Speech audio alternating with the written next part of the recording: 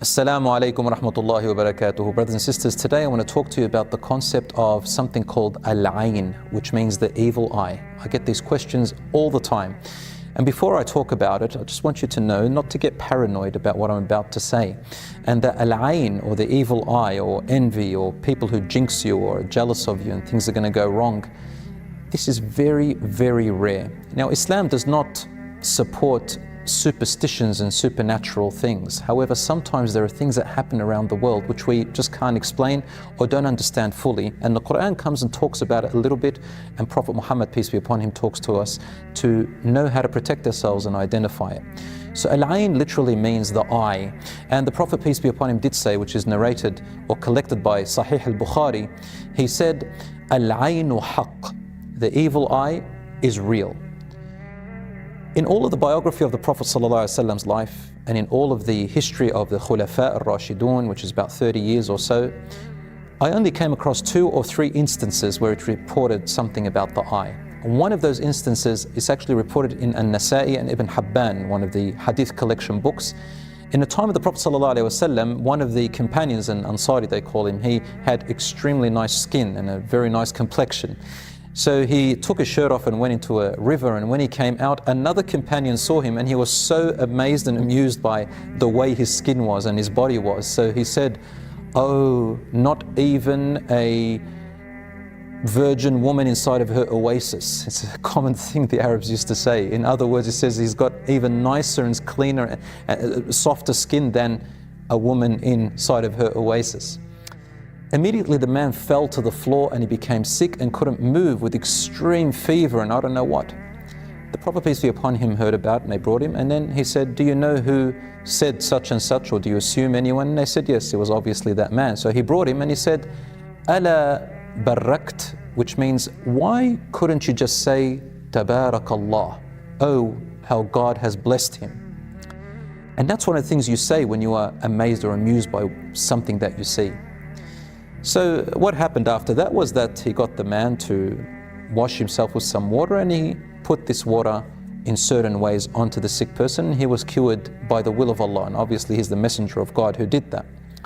Now, brothers and sisters, Allah tells us in the Quran to seek refuge in Him from every envious person. وَمِن شَرِّ حَاسِدٍ إِذَا حَسَدَ, from every envious person when they envy.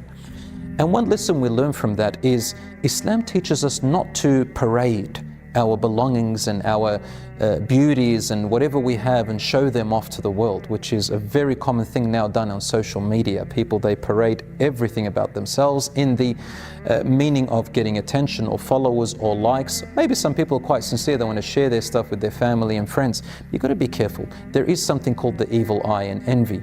Even if people don't jinx you in a certain supernatural way, people do have something against other people and they get very jealous that they have it in for them, and they gossip about them or they try to destroy what they have. So envy is when you're amused by something and you wish that you could have it. What is the way out? Well, for you, when you go out of your house or you go home or anywhere, or whenever you feel that people around you may jinx you or be envious, if you like, just recite ayat قُلْ أَعُوذُ بِرَبِّ الْفَلَقِ, and say to yourself what the Prophet Muhammad, peace be upon him, used to say to his grandsons Al-Hassan wal-Hussein. He used to say to them, أُعِيذُكُمَا بِكَلِمَاتِ اللَّهِ التَّامَّةِ مِنْ كُلِّ شَيْطَانٍ وَهَامٍ وَمِنْ كُلِّ عَيْنٍ لَامَّةٍ. I seek refuge in Allah and in His protection upon you from every shaitan, from every evil, and from every foreign object or bad object that comes by. And I seek refuge in Allah from every evil eye against you. So this is what you say. And if you're amused by what you see, say Tabarakallah, oh, the way God has blessed it. And if you are amused by something you have, sometimes people look at themselves in the mirror and they get amused by themselves and give themselves the evil eye. I've heard this before. Say MashaAllahu can. Or you can say MashaAllah, or you can say MashaAllah La quwwata illa billah. And this, we get it from Surah Al-Kahf, the story about the 2 men with one of them had a garden, and he was so amused by what he had built and what he had planted, and he said, "Oh, this is the best," and he was so boastful and he was ungrateful. And then the righteous man says to him, "At least say MashaAllah, La quwwata illa billah, oh, what God wills, and there is no power except in Allah." He refused to say it out of arrogance, and Allah subhanahu wa ta'ala wanted to teach him a lesson from this. The next day, a storm came and took it all away. So brothers and sisters, we learn these lessons to show us that In Islam, it's not good character to show off our stuff and to parade it. There are other people who are not fortunate like us. Some people, they may look at other people and think, well, I wish I had what they have. And with Muslims, we have compassion towards each other, even with that sense. At the same time, you don't want people to envy you. So brothers and sisters, be humble. And as the Prophet ﷺ said, "Man tawada'a lillahi rafa'ah." Whoever humbles themselves for the sake of Allah, Allah will lift them. And wealth at the end of the day is about your happiness, your righteousness.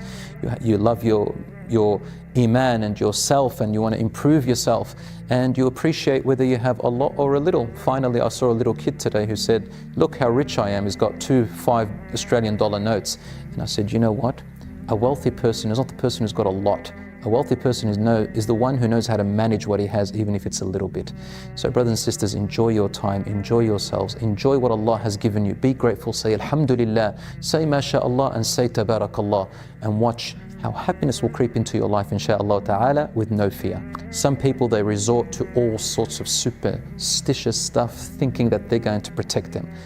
Like there's this little tiny bead that they buy, it's blue, or they buy this gold necklace with a little blue eye in there, or they get a horseshoe, or they get all sorts of talismans and charms and amulets. Brothers and sisters, all of these are what we call shirk. Shirk means making partners with Allah. They have no power. Stones have no power.